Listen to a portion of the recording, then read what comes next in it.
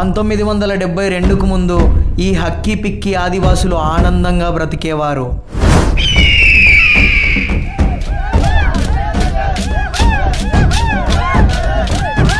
హఠాత్తుగా అడవి శాఖ పెట్టిన రూల్స్ వల్ల ఈ అడవి బిడ్డలు రోడ్డు మీద పడ్డారు.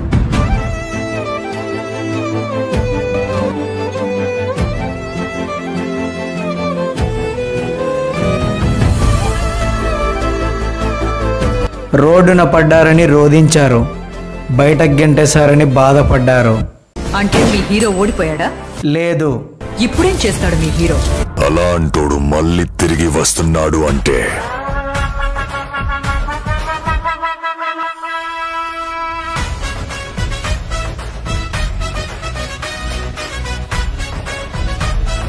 కొన్ని లక్షల మంది సమస్యకు పరిష్కారాన్ని కనుగొన్నారు.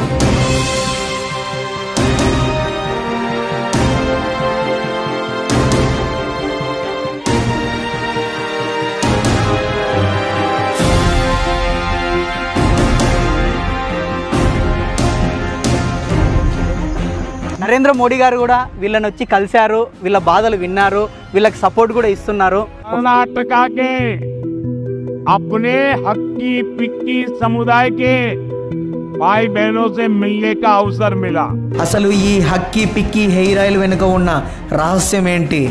ఇది నిజమా అబద్ధమా?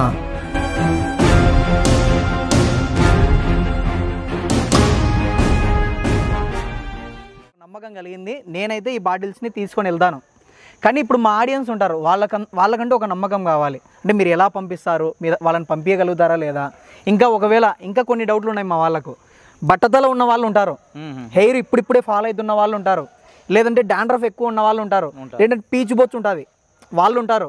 సో అలాంటి వాళ్ళందరికీ మీరు కొన్ని వాళ్ళకున్న డౌట్లని క్లియర్ చేయాలి సార్. డౌట్ మేము క్లియర్ చేస్తాం. బట్టతల అయిపోతుంది కదా, ఆనియన్ ఉంటుంది కదా సార్, ఆనియన్ ఎలా చేసుకోవాలా? సైడ్ కట్ చేసుకోవాలి.